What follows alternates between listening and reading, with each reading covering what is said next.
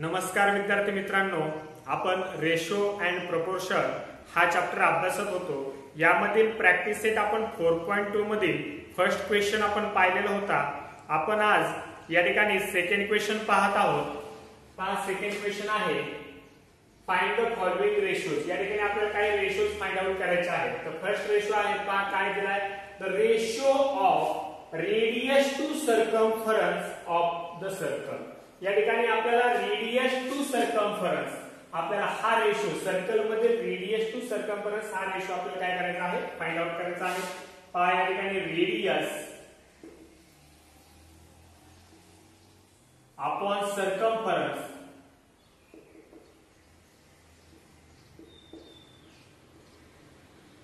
Radius to circumference आपल्याला find out करायचा आहे। रेशो रेडियस असते सर्कलची r आणि सर्कम्फरन्स आहे 2 पाय r। अशा पद्धतीचे आपल्याला फॉर्म्युला आहे ते आपल्याला फाइंड आउट करायचा आहे। या ठिकाणी रेशो, या ठिकाणी r आणि r जर कट जर झाला तर 1/2 पाय आपल्याला मिळेल। देयरफॉर या ठिकाणी काय मिळतं 1:2 पाय, काय मिळणार आहे 1:2 पाय।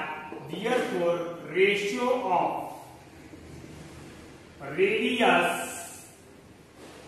टू सर्कम्फरन्स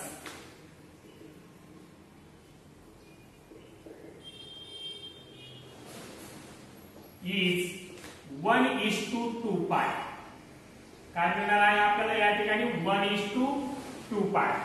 अशा पद्धतीचा आपल्याला या ठिकाणी रेशो मिळणार आहे। सेकंड आपण एक्झाम्पल पाहू, the ratio of circumference to circle with radius r। Radius r असणाऱ्या सर्कलचे सर्कम्फरन्स टू इट्स एरिया, आपल्याला हा रेशो फाइंड आउट करायचा आहे। म्हणजे या ठिकाणी काय आलं पहा, या ठिकाणी circumference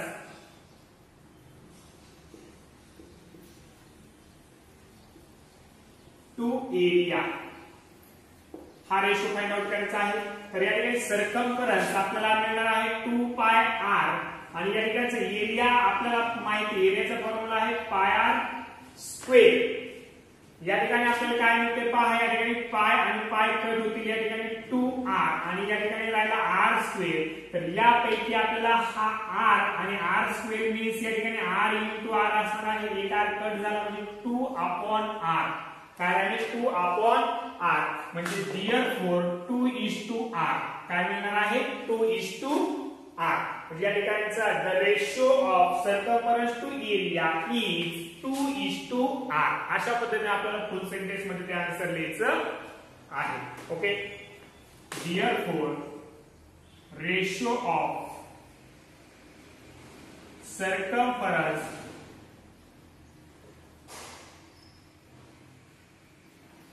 to area is 2:r, काय असणार आहे 2:r। यामध्ये थर्ड क्वेश्चन पाहू, the ratio of diagonal of a square to its side if the length of side is 7 cm।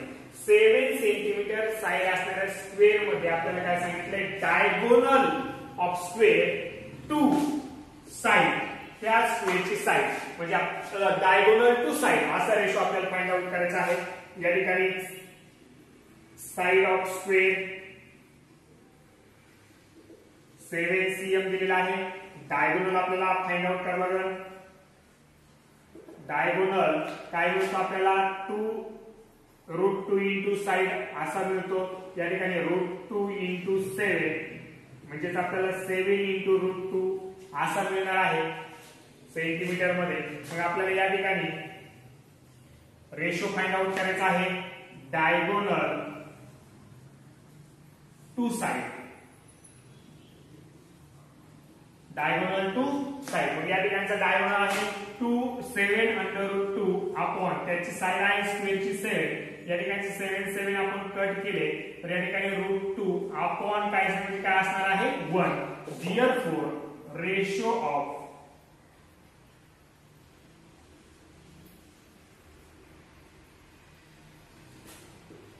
diagonal to side of square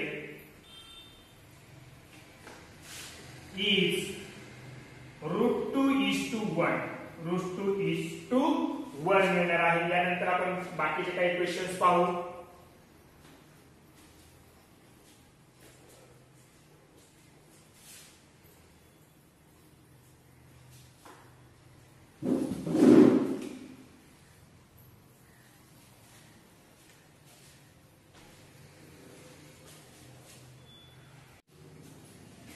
next question आहे या ठिकाणी the length of it's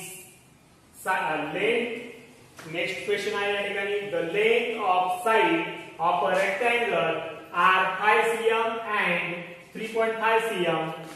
Find the ratio of number denoting its perimeter to area. या ठिकाणी perimeter to area हा ratio आपल्याला काढायचा आहे. या ठिकाणी लेंथ आपल्याला दिली आहे 5 cm and ब्रीथ दिलेले आहे या ठिकाणी 3.5 cm. तर या ठिकाणी पेरिमीटर टू एरिया रेशो आपल्याला फाइंड आउट करायचा आहे. या ठिकाणी आपल्याला पेरिमीटर फाइंड आउट करावं लागेल.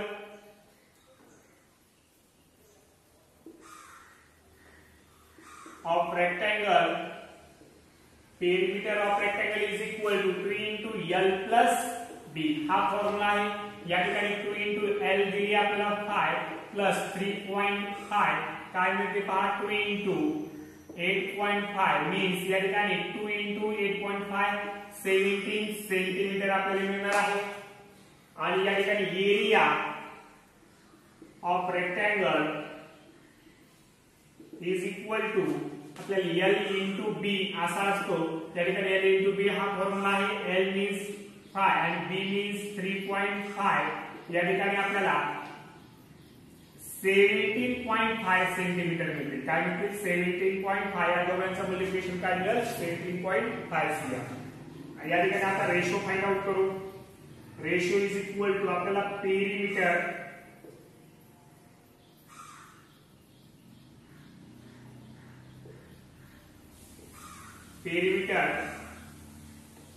अपॉन एरिया या ठिकाणी काय मिळते पहा पेरिमीटर आहे 17 आणि एरिया आहे 17.5. या ठिकाणी पॉइंट आपल्याला काढायचा असेल तर या ठिकाणी 17 वरती आपल्याला 0 घ्यावा लागेल. ओके म्हणजे हा पॉइंट आपण सर्कलवरती 0 दिलेला आहे. या ठिकाणी रेशो फाइंड आउट करायचा आहे. या ठिकाणी आपल्याला 5 ने आपण याला जर मल्टिप्लिकेशन फॉर्म मध्ये लिहिलं तर 5 into काय मिळतात पहा 5 into 34 आणि या ठिकाणी मिळते 5 into 35 असे मिळतील. या ठिकाणी या प्रोडक्ट फॉर्म मध्ये लिहिलंय 5 जर कट केले तर आपल्याला 34/35 मिळतील. डिअर मीन्स 34:35 अशा प्रकारे आपल्याला काय मिळेल एरिया पेरिमीटर टू एरिया हा रेशो मिळेल. ओके therefore ratio of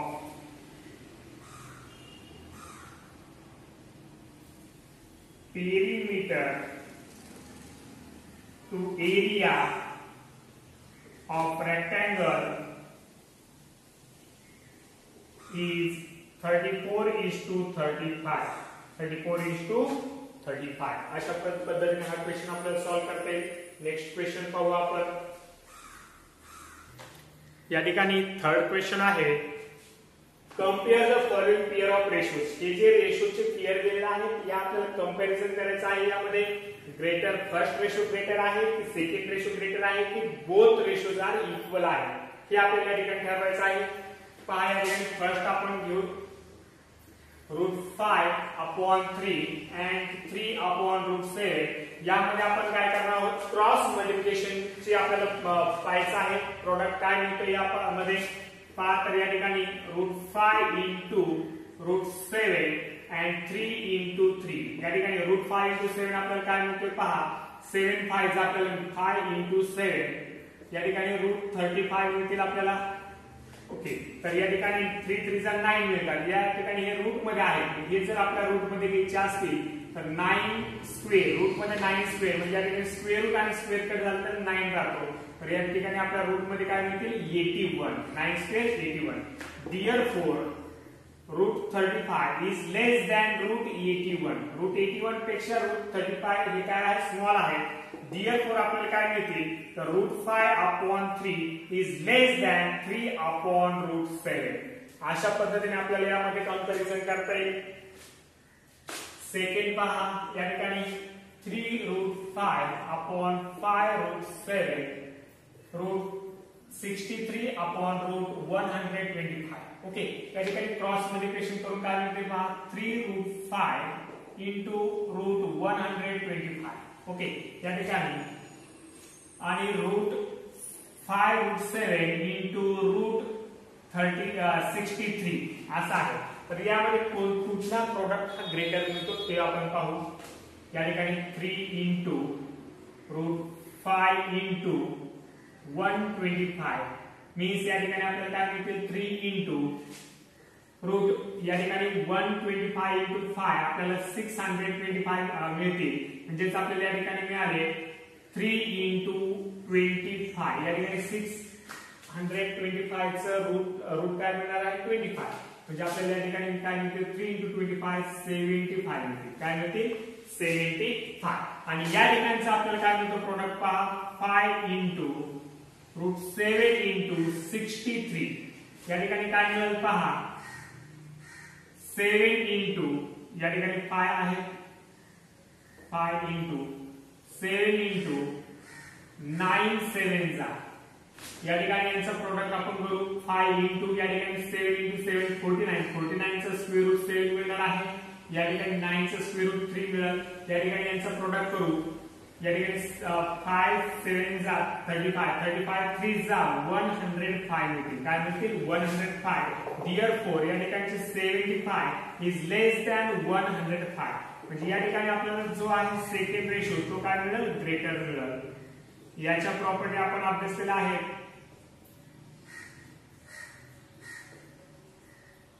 अशा पद्धतीने सेकंड रेशो हा काय होईल ग्रेटर होईल. हे दोन प्रॉब्लेम झाले. नेक्स्ट प्रॉब्लेम आपण घेऊ.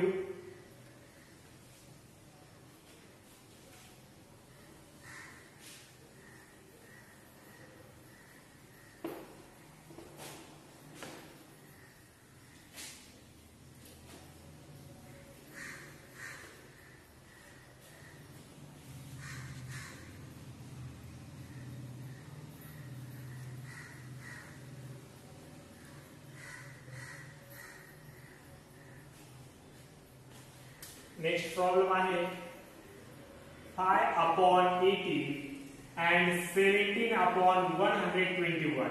क्रॉस मल्टिप्लिकेशन करू 5 into 121 and 18 into 17. 5 into 121 is equal to आपल्याला मिळणार आहे 605. काय मिळणार आहे 605 आणि 18 into 17 आपल्याला मिळणार आहे या ठिकाणी 306. काय मिळणार आहे 306. तर यामधला प्रोडक्ट आहे 605 हा इज ग्रेटर दॅन 306. ओके, तर या ठिकाणी therefore 5/18 इज ग्रेटर दॅन 17/121. अशा पद्धतीने आपल्याला मिळणार आहे. ओके, फोर्थ नंबर पाहू √18/√48 and √45/√27. ओके, या ठिकाणी आपण प्रोडक्ट करणार आहोत. या ठिकाणचा प्रोडक्ट आपल्याला काय मिळतो पहा √18 into √27 and √48 into √45. ओके, दोन्हीचा आपण प्रोडक्ट करू या ठिकाणी. तर या ठिकाणी काय मिळेल 80 into 27 आणि या ठिकाणी 48 into 45 अशा पद्धतीने मिळणार आहे. या ठिकाणचा प्रोडक्ट मिळणार आहे 2160 आणि या ठिकाणी आपल्याला यांचा प्रोडक्ट मिळतो 2160 म्हणजे 2160. आणि या ठिकाणी दोन्हीही प्रोडक्ट जे आहेत ते काय आलेले आहेत इक्वल टू आलेले आहेत. इक्वल टू असल्यामुळे therefore √80/√48 is equal to √45/√27. अशा पद्धतीने आपल्याला हे मिळणार आहे. एक राहिलेला प्रॉब्लेम तुम्ही सॉल्व्ह करा घरी. ओके.